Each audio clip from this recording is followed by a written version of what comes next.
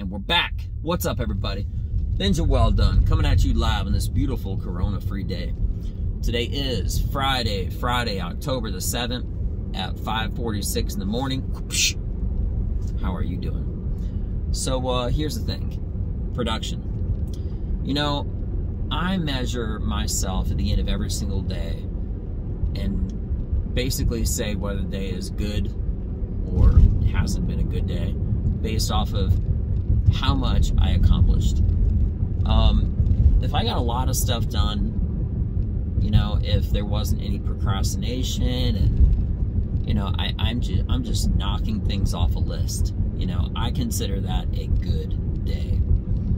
On the contrast, should life happen, should something stupid happen, even if I'm fully focused and I just get caught up with all sort of the daily minutia things that don't matter, but maybe for some reason I had to do them, I consider that day as an unsuccessful day. It was not a good day at all.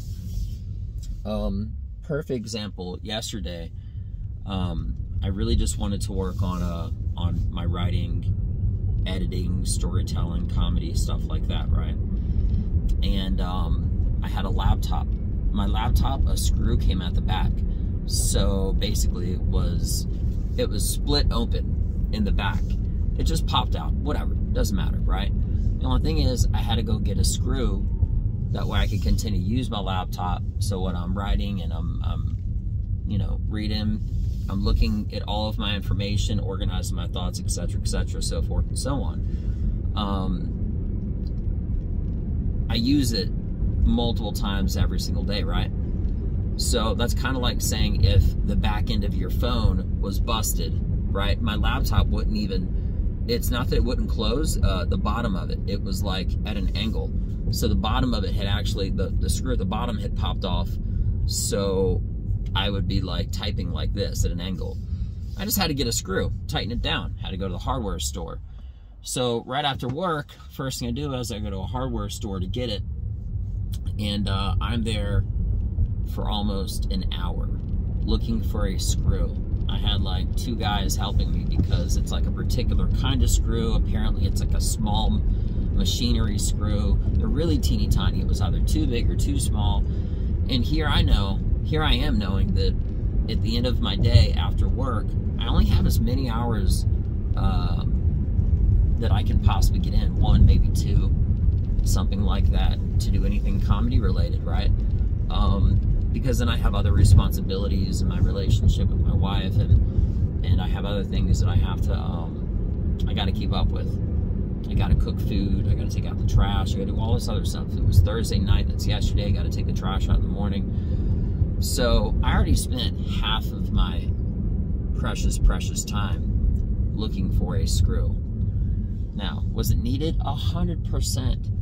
Because how long are you going to go with a laptop or a cell phone, for that matter, where the back end of your case is split open? If all you had to do to ensure that your problem won't get worse would just be to get like a phone case, you don't have to worry about the case that your phone came with. You can just get a phone case, keep it connected together, and keep using your phone. You don't need a new phone. I don't need a new laptop. Just had to get a screw. But it took about an hour. I went to bed last night thinking like I was such a complete failure. And you know what? It's a good thing. And the reason why is because that kind of psychology is what makes you appreciate your time and value it more. I felt like I gotta compensate and make up for so much of yesterday, even though out of like a 2-hour period. Oh, and then on the way home, I stopped by the grocery store. I had to do that at some point. I was gonna do it after my writing, right? But I was already out, and I'm thinking to myself, okay, all right, I'm already out right now. I'm just gonna go out and get the few items that I had to get, and then I'm coming home. Make an additional stop, small detour. When I got home, just like that, it had already been 2 hours. So I essentially got almost nothing done. You could say, oh yeah, you could always just make it up later. Kind of. But when you allot time for a specific purpose, knowing that directly after that, anything that happens after that, okay, it's already planned in. That crazy, oh, anything could happen, already is planned into my day, right? But my point is this. I truly believe that when you look, I got to use something in my life as a personal measurement to whether I'm succeeding or not really succeeding for that day. And that kind of psychology really does help you to value your time more, to prioritize what needs to be done and execute, to finish, to do what you got to do, right? That's how I feel like today. I feel like yesterday was just not a good day at all. And that's a good thing, because that means I'm even more motivated today to crush it. There's going to be things that happen in your life, such as a laptop screw popping off, you know, but you don't have to be deterred. You just got to double down.